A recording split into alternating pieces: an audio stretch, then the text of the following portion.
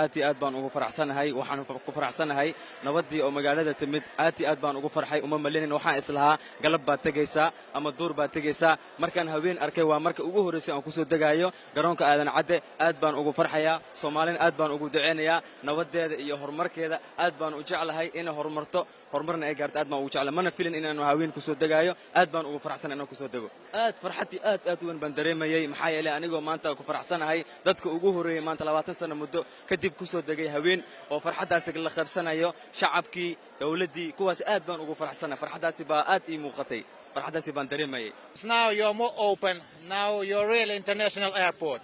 not only operation from sunrise to sunset, yeah. Now you're more open for the world, and to be honest, I'm happy because I'm not expected so good operation in the night time. Edge lights very good, very bright. Of course, it will be better in the future to have at least VOR or maybe ILS, but at least now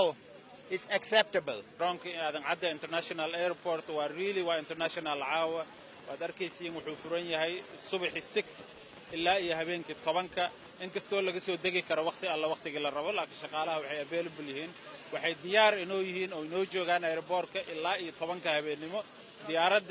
commercial ka ah hadda waad arkaysiin inta leeg ay soo degtay ayadoo 200 oo qof wado ay soo degtay haddana way ka duuli doontaa airportka marka insha Allah taala hadda iyo wixii ka dambeeyay waxaan rajaynaynaa diyaaradaha kale inay ku dayan doonaan garoonkan uu inoo furan yahay